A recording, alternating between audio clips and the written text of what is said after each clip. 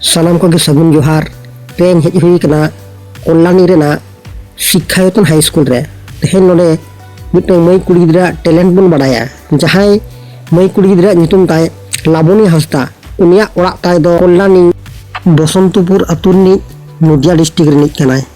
तो उनी कुड़ी गिदरा नुना टैलेंट ताय तेहन नुई रोल प्ले इवेंट ते नोआ स्कूल खोन डिस्ट्रिक्ट लेवल खोन एतहब काते राज्य लेवल खोन एतहब काते तेहन नेशनल लेवल रे खेल रना चांस नाम का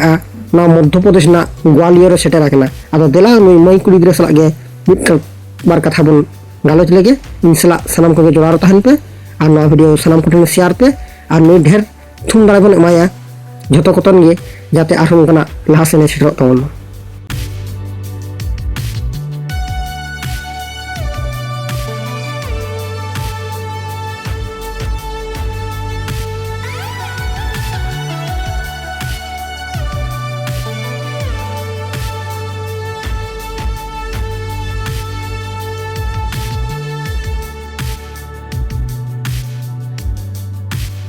कल्याणी शिक्षायतन एचएस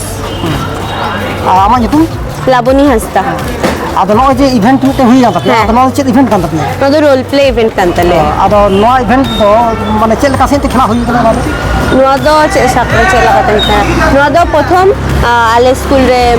सर लेकाय आनी बाई गाते कुड़ी हेकाते यूट्यूब तो ओना परे आले चतर चला कनले ओना परे खगे आले सुरु कान तले नो रोल प्ले इवेंट आदो नो रोल प्ले खेले दा खेला दो माने नो दो को सना काते ओडे नो दो अली सर मैम की नकी सर बुलबुल चौधरी मैम आदो लोडे तिने छात्र छात्री को सना काते तिने छात्र दिन आप पाँच जन के सिलेक्ट करले प्रथम दो अडिगान होर को ताहे कना तापर 5 जन के सिलेक्ट करना आदो नोडा खन दो कार के दिले तनवा जो प्राइज को जामते ना पेराच नोडा खद की जाए प्रथम दो चाकदा सब डिविजन लेवल और चाकदा सब डिविजन लेवल ले फर्स्ट लेनाले तारपर ओना परे जागुली डिस्ट्रिक्ट लेवल ओंडे फर्स्ट लेनाले तारपर स्टेट लेवल रे कोलकाता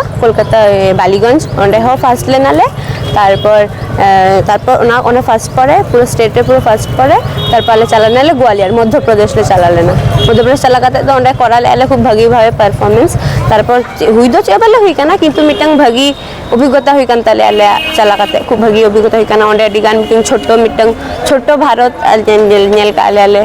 अडिगान हर साला नेपेल हुई काना अडिगान भागी तारपर ओंडे चला काते खूब भागी एक्सपीरियंस हुई कान ताले आदो चेल का चिंता भावना मेना जे पढ़ाव काते चितेम चिकेया से नो रोल प्ले इदिगा चित कोना भविष्य के उहिर मेना आपातत तो नुआ गे कराई ओना दो बाñ लेया किंतु पढ़ा काते कोनो भागी मिटंग प्रथम भागी मिटंग हरिंग बेना तारपर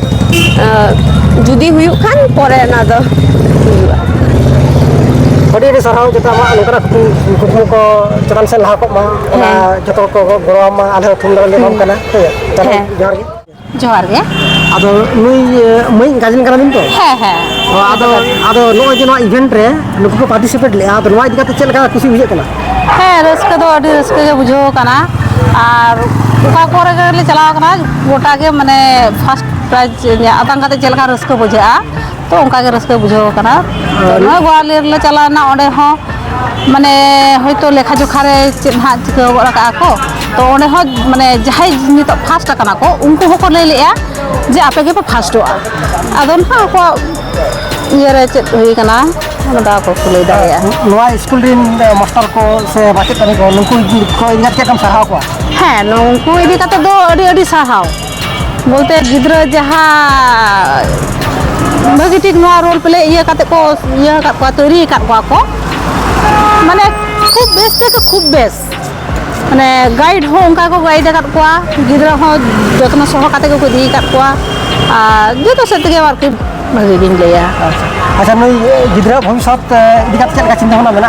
हाँ नई गिद्रा इदी काते दो भविष्य मेना बोलते दो शुधु नोआ नाटक लेखन मा बांग हुआ ओलो पढ़ा सेन हो नेल हुआ आदो ओलो पढ़ा सेन नितो दो जस्ती टारगेट हुआ जाते नो जे नितो 10 क्लास रका पना 10 खन जाते आरो चेदान से रका मा नोआ इदी काते चिंता भावना हुआ करा दो अडी सराव अपना उपरुम अडिया उपरुम दो हुआ कना अदिन दो माइनो हेमब्रम कनाली लाबोनी रिन aj gorom budi bolte aj gorom budi do nije aj gorom budi do huyuk kana alini didi kanai uni bon kana linya lindo.